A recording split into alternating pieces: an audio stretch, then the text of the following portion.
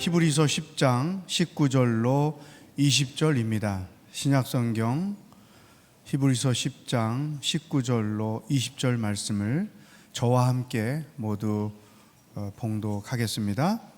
시작. 그러므로 형제 여러분, 우리는 예수의 피로 인해 지성소에 들어갈 담대한 마음을 갖게 됐습니다. 그 길은 예수께서 우리를 위해 휘장을 통해 열어놓으신 새롭고 산 길입니다. 그런데 이 휘장은 바로 그분의 육체입니다. 아멘. 십자가는 우리의 신앙과 또 예배, 설교, 기도, 찬송의 핵심입니다. 십자가는 저주와 죽음과 심판의 상징이었지만 예수님께서 십자가에서 우리의 죄를 대속하심으로 말미암아 저주가 아니라 축복이, 죽음이 아니라 생명이, 심판이 아니라 구원의 상징이 되었습니다. 또한 십자가는 우리의 신앙의 본질이라고 말할 수 있습니다. 십자가가 없는 성령, 십자가가 없는 구원, 십자가가 없는 은사, 십자가가 없는 기적, 선교, 리더십, 봉사는 화려할 것 같지만 사실은 십자가가 없다면 그 모든 것들은 아무것도 아닐 것입니다. 십자가가 빠진 구제는 자선 행위에 그칠 뿐이고, 또 십자가가 빠진 사역은 자기 만족에 그칠 것입니다. 십자가가 빠진 찬양, 십자가가 빠진 예배, 자기 가시에 불과할 뿐일 것입니다. 십자가는 우리의 신앙의 전부이며, 또한 우리는 십자가를 통해서 천국에 들어갈 유일한 길과 진리와 생명을 만나게 됩니다. 우리가 읽은 히브리서 10장 19절과 20절은 우리의 구원의 유일한 길인 십자가가 어떻게 우리에게 은혜가 되는지를 보여주고 있습니다. 저는 히브리서 10장 19절 20절 그리고 또 이어지는 말씀을 통해서 십자가의 세 가지의 은혜를 여러분과 함께 나누고자 합니다. 십자가가 우리에게 주는 첫 번째 은혜가 있다면 그것은 오늘 본문처럼 담대하게 나아가는 은혜입니다. 하나님께 담대하게 나아갈 수 있는 은혜를 우리에게 주십니다. 우리 19절, 20절 말씀 다시 한번 읽어보겠습니다. 시작. 그러므로 형제 여러분, 우리는 예수의 피로 인해 지성소에 들어갈 담대한 마음을 갖게 됐습니다. 그 길은 예수께서 우리를 위해 휘장을 통해 열어놓으신 새롭고 산 길입니다. 그런데 이 휘장은 바로 그분의 육체입니다. 예수님의 십자가가 우리에게 주는 가장 큰 은혜가 있다면 우리가 읽은 말씀과 같이 하나님께 담대하게 나아갈 수 있는 은혜입니다. 우리가 이 부분을 하나님께 담대하게 나간다는 이 표현을 이해하기 위해서 우리는 구약에 나오는 성소에 대한 이해를 가질 필요가 있습니다. 보통 제사장들이 하나님께 나아가 제사를 드리는 그 성소 또는 장막이라고도 말하고 회막이라고도 말하고 또 성막이라고도 말합니다. 직사각형의 텐트로 되어져 있는, 또 나중에 그것이 성전으로 되어졌을 때 직사각형의 구조를 갖고 있고, 그것은 성소와 지성소로 구분이 되게 됩니다. 제사장이 매일 아침과 저녁으로 성소에서 제사를 드리는 성소가 있었고, 1년에 대속죄일날 대제사장이 자신과 백성의 죄를 속죄하기 위해 들어가서 제사를 드렸던 지성소가 있었습니다. 지성소는 1년에 단 한 차례 대제사장이 지성소로 나아가 백성의 죄를, 또 자신의 죄를 속죄받는 그런 장소입니다. 법궤가 있었고, 그 법궤 안에는 모세가 받았던 시내산의 돌판이 있었고 만나를 당한 항아리, 또 아론의 쌍난 지팡이가 있었고, 그리고 한쪽에는 율법의 두루마리가 있었습니다. 또 법궤를 덮는 속죄소가 있었습니다. 이 성소와 지성소를 구분하는 것이 휘장인데, 이 휘장은 마치 담과 같은, 벽과 같은 그런 역할을 했습니다. 19절에 보면 우리가 예수님의 보혈의 피로 인해서 지성소에 들어갈 담대함을 얻었다고 얘기합니다. 유대교의 율법 아래에서 이스라엘 백성들은 하나님께 가까이 나가는 것이 엄격하게 차단되었습니다.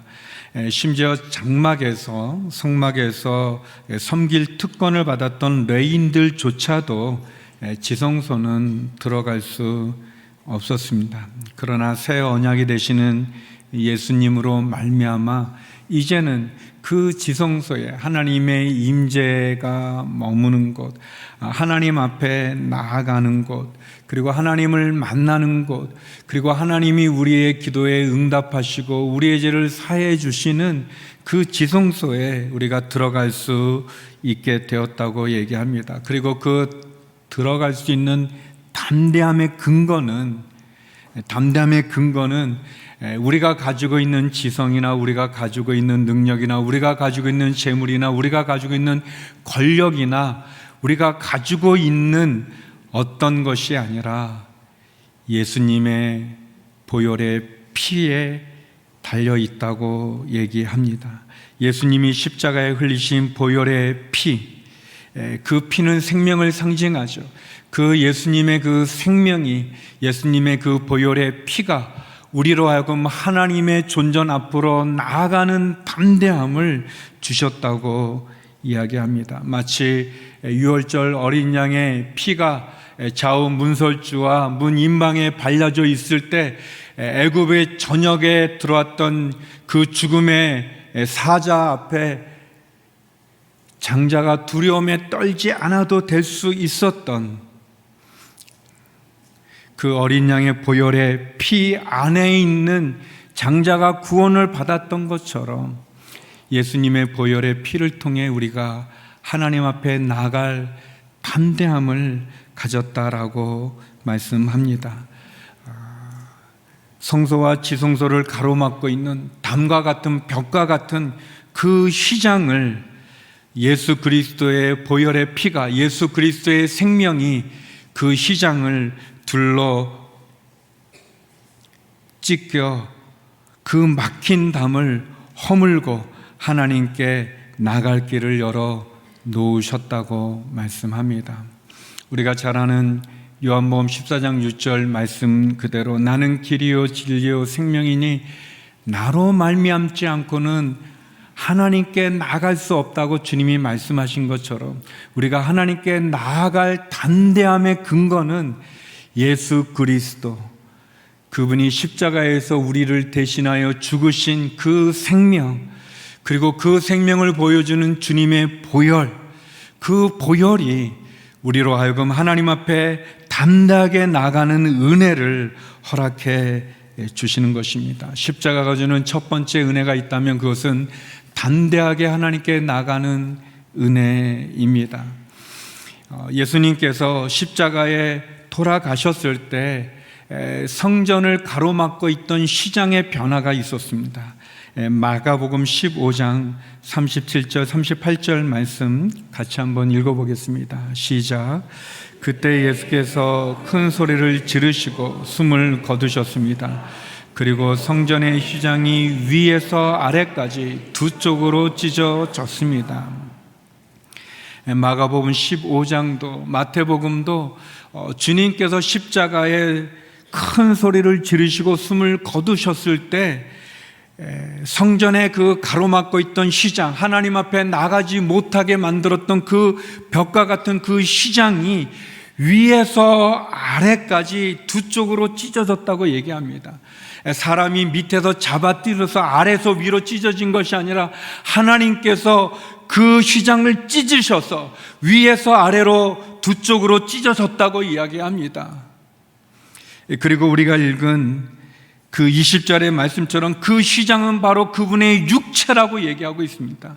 이 시장은 예수님의 육체를 상징한다고 말합니다. 그렇다면 주님이 십자가에서 그 생명을 바쳐 피를 흘려 돌아가셨을 때 하나님이 하신 일은 예수님의 몸을 두 쪽으로 찢은 것과 같은 그런 것을 의미하는 거죠. 예수님의 십자가의 죽음은 우리를 위한 생명의 길, 구원의 길, 그 영생의 길을 열어놓기 위해서 하나님은 당신의 아들의 몸을 찢으신 것과 같은 그런 고통과 그런 아픔과 그런 희생과 그런 사랑을 통해서 우리로 하여금 하나님 앞에 나갈 담대함을 주셨다는 겁니다. 그런데 이 길은 어떤 길이냐? 새롭고 새로운 길이라는 것입니다. 이 길은 오래된 약속, 구약에 의해서 갈 수 있는 길이 아닙니다. 율법으로 갈 수 있는 길이 아닙니다. 우리의 행위로 갈 수 있는 길이 아니라, 우리의 자격으로 갈 수 있는 길이 아니라, 그것은 새로운 언약, 예수 그리스도로 말미암은 그 신약으로 말미암아 새로운 십자가의 언약으로 말미암아 갈 수 있는 길이라는 것입니다. 또 산길이라고 그랬어요. 새롭고 산길, 죽은 길이 아닙니다. 우리가 따라가 봤더니 그 길이 사망의 길인, 심판의 길인, 죽음의 길인, 저주의 길이 아니고 살 수 있는 길이라는 것입니다. 산길, 새롭고 산길, 그 새롭고 산길을 통해 하나님 앞에 담대하게 나가는 은혜가 십자가가 우리에게 주는 은혜입니다. 성도 여러분, 십자가는 우리로 하여금 하나님께 나아갈 수 있는 유일한 길이 되는 것이죠. 십자가는 우리가 주님께 나아갈 수 있는, 하나님께 나아갈 수 있는 유일한 진리가 되는 것입니다. 십자가는 우리가 천국에 들어갈 수 있는 유일한 생명이 되는 길입니다.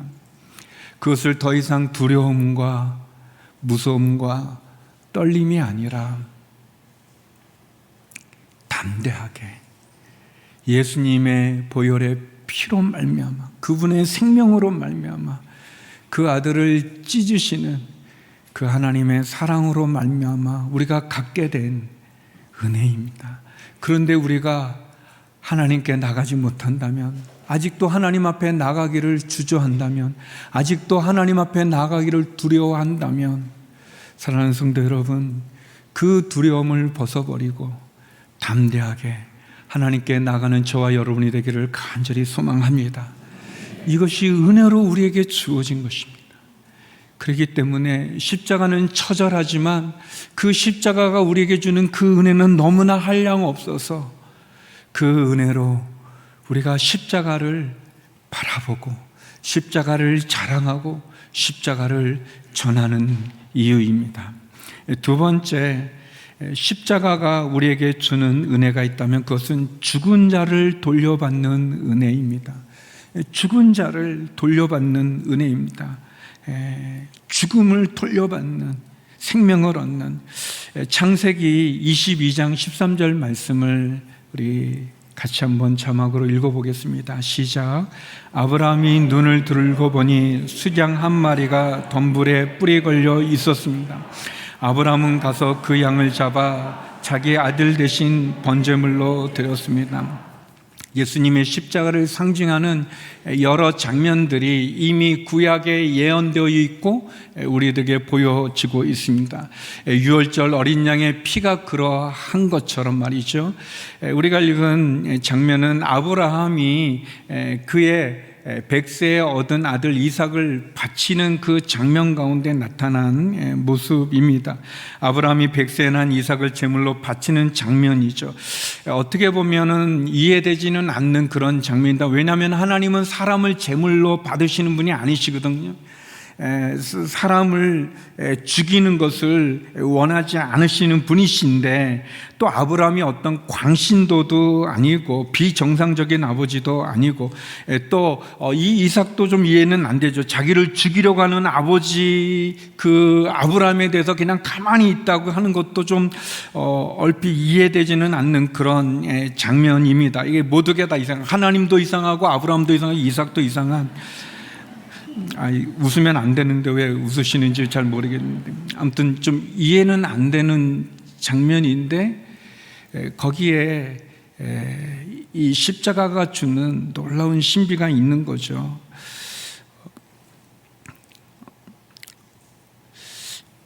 요세푸스라고 하는 역사가는 이 이삭이 25살 정도 됐을 거로 봅니다. 우리는 뭐 청소년 정도로 한 15세 이상 정도로 이렇게 하는데, 그 역사가 요세푸스는 25 청년으로 이야기하고 있습니다. 또 몇몇 어떤 신학자들은 33살가량 됐을 거라고 보는 그런 견해도 있습니다. 아무튼 이 이삭이 그의 아버지, 만약에 그가 이삭이 20살이라고 하면은 아버지 아브라함은 120세가 아니겠습니까? 그러니까 능히 그의 힘으로 아버지를 막을 수 있고 거절할 수 있는데도 불구하고 이삭은 아무것도 하지 않고 있는 모습을 보여줍니다.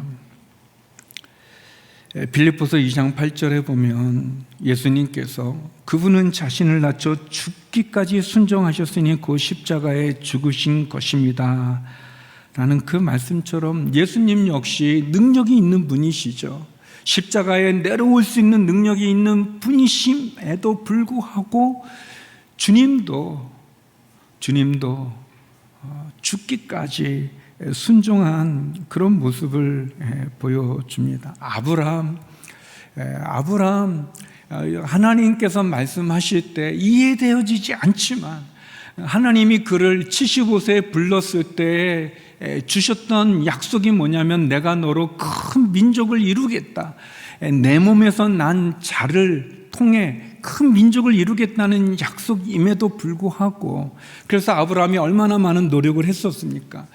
그럼에도 불구하고 그 100세에 얻은 그 아들을 번제물은 다 태워서, 죽여서 다 태우는 게 번제인데, 그렇게 드리라는 그 말씀에 아브라함도 순종하죠. 순종해서 그 일을 합니다. 제가 추측할 수 있는 그냥 합리적인 이해는 그런 거죠. 여러분, 아브라함이 100세 이삭을 얻을 때 그의 부인 사라가 90세인데, 그러니까 91세에 이제 이삭을 낳는데, 그 사라는 여인으로서 자식을 가질 수 없는 몸이었습니다. 그냥 제가 이해할 수 있는 거는 그런 거죠. 그러니까 여인으로서, 여자로서 아이를 낳을 수 없는 몸입니다.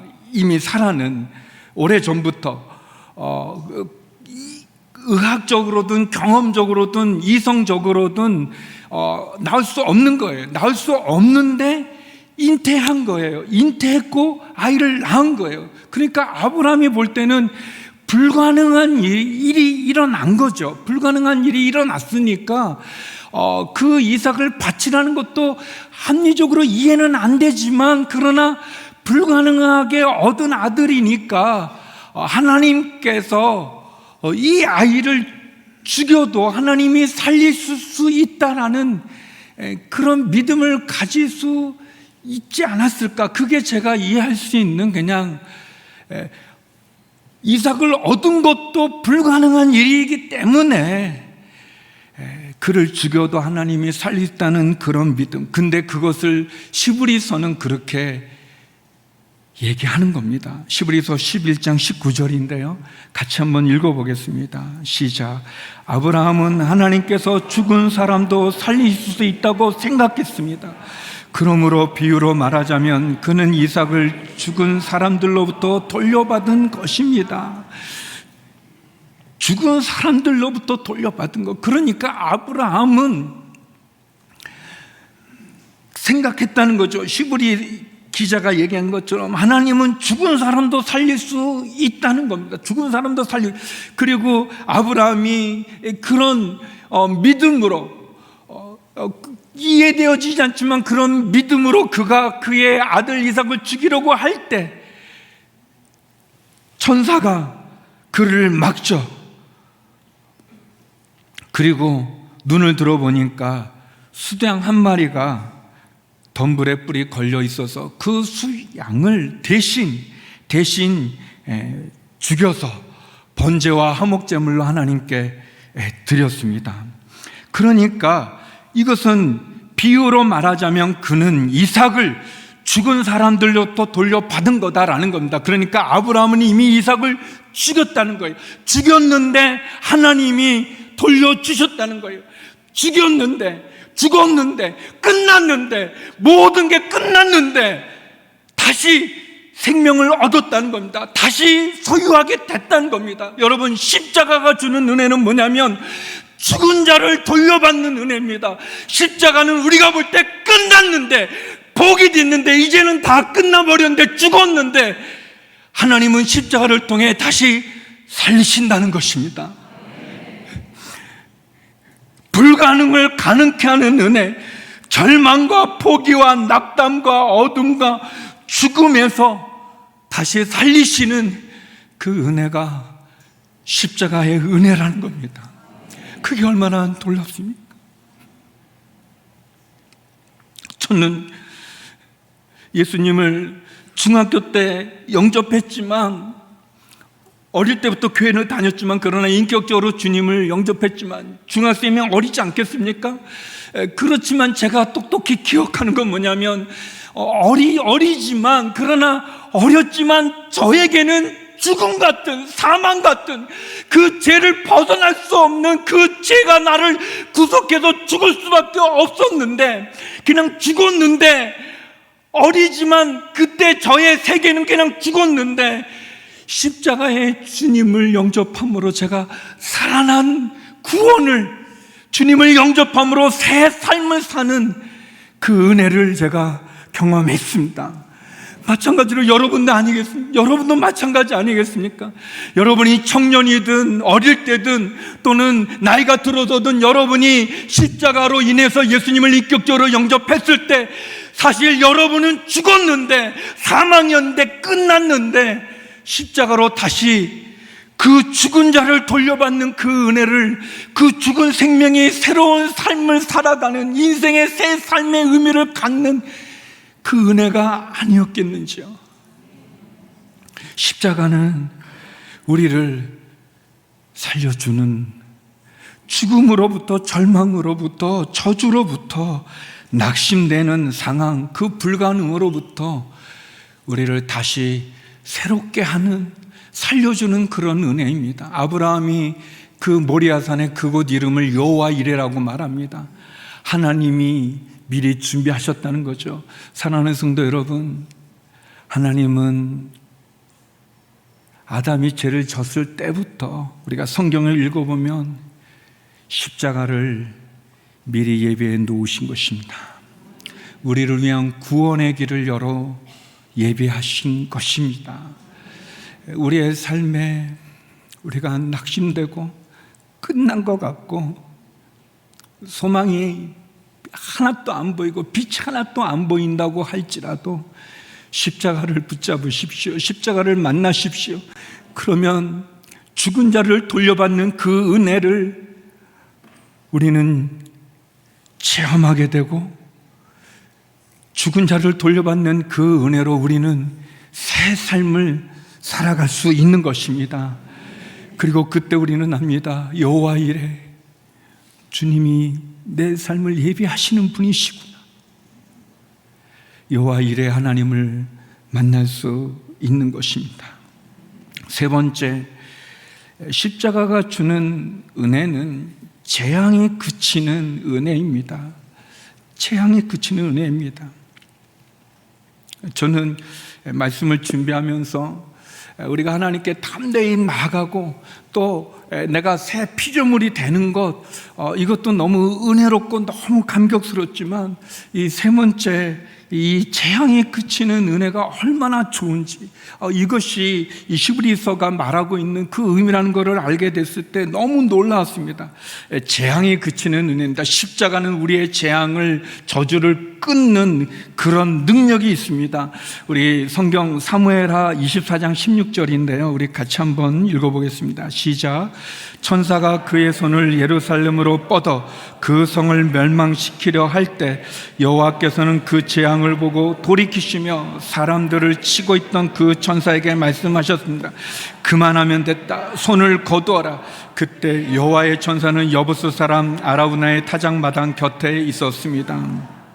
이 말씀의 배경은 뭐냐면, 왜 그랬는지 다윗이 이 신하들의 반대에도 불구하고 그가 인구조사를 지시하게 되고, 그 인구조사로 인해서 그가 선지자로부터 하나님의 그 재앙을 받게 되는데, 심판을 받게 되는데 세 가지를 제안받습니다. 그것은 7년 기근을 선택하든지, 아니면 원수에게 쫓겨 3개월 도망 생활을 하든지, 아니면 3일 동안의 재앙입니다. 전염병의 재앙인데, 결국 다윗이 3일 전염병의 재앙을 택하게 되어질 때 이 단에서 브에세바까지 전 이스라엘에서 3일 만에 7만 명이 죽는 재앙이 임하게 됩니다. 그리고 이 죽음의 천사가 이제 예루살렘을 향해서 예루살렘을 이제 심판하려고 손을 들었을 때, 그때 하나님께서 그 천사에게 말하는 거죠. 그만하면 됐다. 손을 거두어라. 손을 거두어라. 근데 이 천사가 이 여부스 사람 아라우나의 타작마당 곁에 있었습니다. 거기서 예루살렘에 손을 뻗었던 그 손을 하나님이 내리라, 그렇게 얘기하는 거죠. 다윗이 이 아라우나 또는 오르난이라고도 하는데 같은 이름인데, 이 타작마당과 소를 삽니다. 사서 하나님께 번제물로 그 소와 화목제물로 그 소를 하나님께 올려드립니다. 그리고 이스라엘에 내렸던 그 전염병, 우리가 코로나 팬데믹을 하면서 이 전염병 얼마나 무서운지 경험했잖아요. 그 전염병이 그치게 됩니다. 그때 다윗이 이런 고백을 합니다. 역대상 22장 1절인데요. 우리 같이 한번 읽어보겠습니다. 시작. 다윗이 말했습니다. 여기가 여호와의 하나님의 집이며 또 여기가 이스라엘을 위한 변제단이다. 그리고 다윗이 하나님의 성전을 짓고 하는 소원을 가졌지만, 그러나 그는 짓지 못하고 준비를 다 하고 그의 아들 솔로몬이 하나님의 성전을 짓게 됩니다. 근데 그 하나님의 성전, 우리가 말했던 지성소로 들어가지 못하게 만들었던 그 성전과 지성소의 그 휘장이 있는 그 성전을 솔로몬이 지으면서 솔로몬이 이렇게 이야기합니다. 역대하 3장 1절인데요. 우리 같이 한번 읽어보겠습니다. 시작. 솔로몬은 예루살렘의 모리아 산에 여호와의 성전을 건축하기 시작했습니다. 그것은 여호와께서 그의 아버지 다윗에게 나타나셨던 곳이며 여부스 사람 오르난의 타작마당으로 다윗이 결정한 장소였습니다.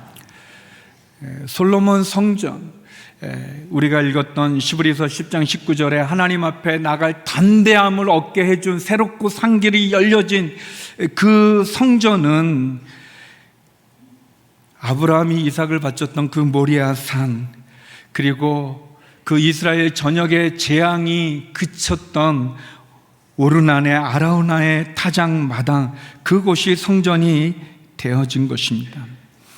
십자가는 우리를 죄와 사망과 심판으로부터 구원할 뿐 아니라 우리에게 내리는 재앙으로부터도 우리를 구원한다는 사실을 우리에게 보여주는 그런 장면입니다. 다윗이 아라우나의 소를 잡아 번제물과 화목제물로 드렸던 것처럼 히브리서는 우리에게 대제사장이신 예수 그리스도께서 십자가의 죽으심으로 우리의 재앙이 그치는 은혜를 주셨다고 그렇게 이야기합니다. 히브리서 10장 21절 22절 말씀입니다. 같이 한번 읽어보겠습니다. 시작. 또한 우리에게는 하나님의 집을 다스리는 위대한 제사장이 계십니다. 우리가 죄악된 양심으로부터 마음을 깨끗이 씻고 맑은 물로 몸을 씻었으므로 확신의 참 믿음과 참된 마음으로 하나님께 나아갑시다. 사랑하는 성도 여러분, 십자가는 재앙을 그치는 은혜를 우리에게 주십니다.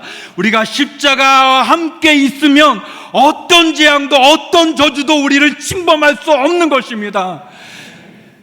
그 십자가가 우리에게 주는 은혜는 우리의 삶을 구속하는, 우리를 괴롭히는, 우리를 낙심케 만드는 그 모든 재앙으로부터 우리를 지켜주는 것입니다. 대제사장 되시는 예수 그리스도께서, 위대한 대제사장인 예수 그리스도께서 친히 십자가에 흘린 그 보혈의 피로 말미암아 하나님께 나갈 담대함을 주는 은혜를 주시고, 또 죽음으로부터 우리를 살리는 은혜를 주시고, 그리고 모든 재앙으로부터 저주로부터 우리를 지켜주시는 그 은혜가 십자가가 주는 은혜입니다. 이 은혜를 만나십시오. 이 은혜를 붙잡으십시오. 이 저녁 이 십자가 그 은혜 앞에 벌레만도 못한 우리에게 베풀어 주시는 그 은혜를 붙잡고 너무나 큰, 너무나 감사한 이 은혜를 붙잡고 주님께 나가는 이 밤이 되기를 주의 이름으로 축원합니다. 기도하시겠습니다.